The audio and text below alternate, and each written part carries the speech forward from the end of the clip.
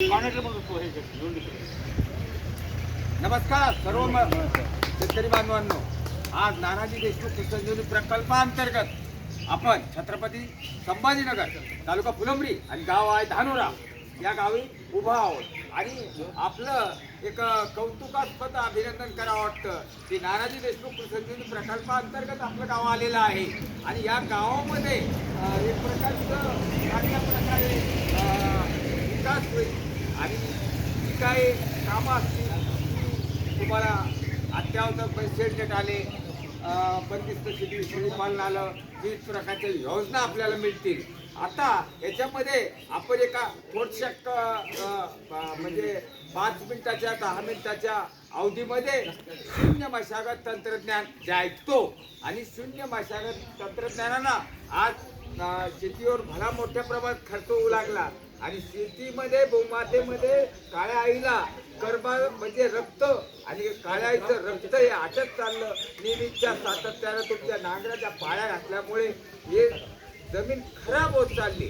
त्यामुळे आपण शून्य मशागत तंत्रज्ञान अवगत करून घ्यावं आणि त्याचा वापर अधिक प्रमाणात आपल्या शेतात व्हावा, कमी खर्चामध्ये जास्तीचं उत्पादन व्हावं आणि पाणी मुरण्याचं प्रमाण आणि शेतीमध्ये काळ्या आईचं जे रक्त आहे ते मोठ्या प्रमाणात व्हावं, काही आई सुपीक व्हावी आणि कमी खर्चामध्ये अधिक उत्पादन व्हावं यासाठी आपल्याला खामगाव तालुका फुलंब्री येथे एकतर व्हिजिट केली तर इथे 170 एकरावर शून्य मशागत तंत्रज्ञान नानाजी देशमुख संजीवनी प्रकल्पांतर्गत चालू आहे. आज 6वं वर्ष चालू आहे. त्याला 6व्या वर्षामध्ये बेड मोडलेली एकदाच नांगरणी आहे, एकदाच रोट्या आहे आणि एकदाच तुमचं काम आहे आणि परत पुन्हा बेड मोडायचं नाही.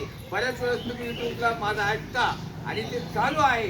म्हणून धानोरा आणि रिदोरा आणि कोणते टाकळी या गावामध्ये आपण जे प्रकल्प राबवणार आहात त्याच्यामध्ये पहिलं तंत्रज्ञान आहे शून्य मशागत तंत्रज्ञान.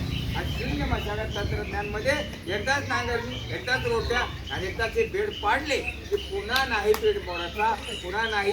इथे कापणी आहे आणि तणनाशकाचा बंदोबस्त तणनाशकाचा आहे आणि पिकाची कापणी आणि बाजार हा मुळांचा भरवायचा आपल्याला, बाजार हा मुळांचा भरवायचा आपल्याला आणि मुळं फुटवायचे बेडवर आणि त्यांना मुळं फुटवले की खता आणखी वाढता आणि काम चांगलं होतं.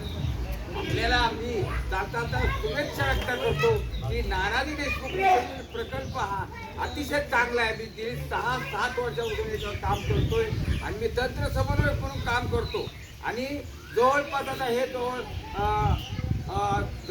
70 ते 80 गावं नानाजी देशमुख संजीवनी प्रकल्पांतर्गत पाहिले आणि बऱ्याच शेतकऱ्यांना चांगला फायदा घेतला आणि चांगलं गाव उजारण्यात आलं.